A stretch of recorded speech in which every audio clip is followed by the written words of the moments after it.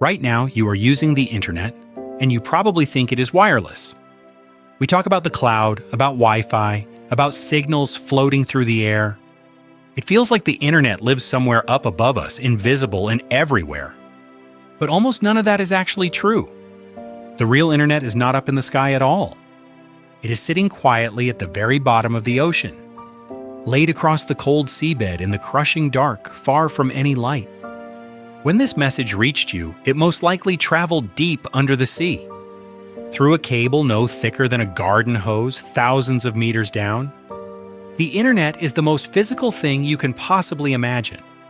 And once you see how it really works, you can never quite unsee it. Let us start with the single biggest myth about the internet. Most people believe the internet crosses the world using satellites in space. It feels obvious. We look up, so the signal must come from up there. But satellites actually carry only a tiny fraction of the world's data. Around 99% of all international internet traffic does not use them. Every continent is tied to the others by these hidden underwater lines. Instead, it travels through physical cables lying on the ocean floor. Your video calls, your messages, your streams, nearly all of it goes undersea. Satellites are simply too slow and carry far too little to truly compete. Light through glass beats a signal bouncing all the way to space and back. The entire backbone of the modern world is hidden beneath the waves. So what do these hidden cables actually look like down there? Right now, there are well over 500 of them crossing the oceans. They quietly connect nearly every country on the entire planet. Together, they stretch for well over 1 million kilometers. That is long enough to wrap around the entire Earth about 30 times. And yet each cable is surprisingly, almost unbelievably thin.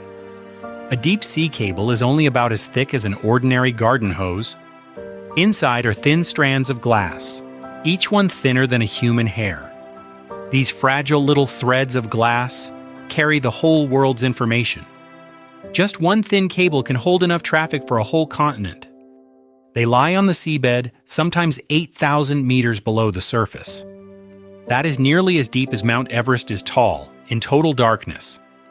No sunlight, no people, just a thin line glowing with the world data. But how does your message actually travel through a strand of glass? The answer is genuinely beautiful. Your data travels as pure light. At each end of every cable sit incredibly powerful lasers. They flash on and off billions of times every single second. Each tiny flash of light is a small piece of your information. Light on means a 1, light off means a 0, the code behind everything digital. The light races down the glass at nearly the full speed of light itself. Boosters spaced along the cable give the fading light a fresh push onward. And here is the truly clever part of the whole system. Many different colors of laser light travel down the same fiber at once. Each color carries its own separate stream of data side by side. A single cable can move hundreds of terabits of data every second. That is millions of videos and phone calls, all flowing at the same instant. It is a whole river of light hidden inside a single thread of glass. Now, someone actually has to place these cables across the entire ocean. This job is done by rare and highly specialized cable ships. There are only a small number of these special ships in the whole world. First, the seabed is carefully mapped to find the safest possible route. They steer around undersea mountains, deep canyons, and earthquake zones. Then the ship slowly unspools the cable down onto the ocean floor. Near the shore, the cable is even buried to protect it from harm. It moves at only about 6 miles an hour, barely faster than walking. Laying just one single cable can take many long months out at sea. The crews live out on the water, slowly stitching the continents together. It is slow, patient, painstaking work that most of us never think about. You might imagine these cables then sit safely, undisturbed forever. They do not. Somewhere in the world, a cable breaks about once every 3 days. That adds up to well over 100 breaks every single year. Luckily, there are many cables, so one break rarely takes down everything. The biggest cause of all is surprisingly ordinary. It is fishing. Heavy fishing nets dragged along the seabed snag and slice the cables. Ship anchors are another major culprit. dropped straight onto the lines. A single careless anchor can knock an entire nation offline in seconds. Earthquakes, landslides, and even strong currents can tear them apart. The deep ocean is a harsh and restless place, always shifting and moving. The internet is far more fragile than almost anyone ever realizes. And then there is one attacker that almost no one ever expects. Sharks have actually been caught biting the internet cables.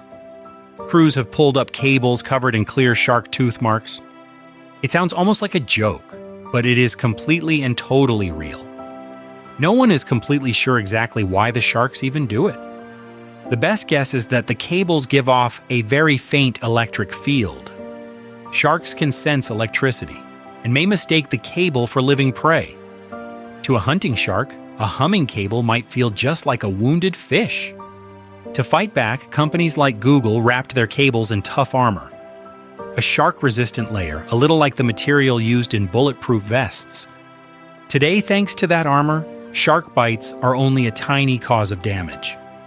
Humans, it turns out, are still far more dangerous to cables than sharks. So what actually happens when a cable finally snaps far out at sea? A special repair ship has to sail all the way out to the exact spot. But the broken cable is lying deep down on the dark ocean floor. It could be resting 4,000 meters or more beneath the ship. So the ship lowers a heavy grapnel like a giant hook to the bottom. It drags slowly along the seabed until it catches the broken cable. Then it slowly hauls the cable up from thousands of meters down. Sometimes it must find both broken ends and carefully join them together. Engineers cut out the damaged part and splice in a fresh new section. The whole repair can take days or even weeks and cost over $1 million. And often the hardest part is just getting permission to enter the water. And when the wrong cable fails, entire regions can suddenly go dark. In 2006, a huge earthquake struck the seabed near Taiwan. It severed 8 cables at once, cutting off much of Asia's internet. For weeks afterward, millions of people struggled to get a signal at all. It took 11 ships and 49 days just to repair all the damage. In 2008, dropped anchors broke several cables near Egypt. Tens of millions of people lost their connection across several countries. But the most dramatic example of all came in 2022. A massive volcano erupted right next to the island nation of Tonga. The blast cut the single cable connecting Tonga to the rest of the world. With no backup line at all, there was simply nothing to fall back on. The entire country then lost the internet for over a whole month. So the cloud, it turns out, is really a kind of beautiful lie. The cloud is really just giant warehouses full of humming computers. And they are all tied together by fragile threads of glass under the sea. The wireless part is only the very last short hop to your device. From your phone to the nearest tower, and then straight down into the cables. Everything before that raced across the dark ocean floor as pure light. The internet is not floating somewhere up above you. It is a web of glass, lying silent at the very bottom of the sea. Follow for your quick why.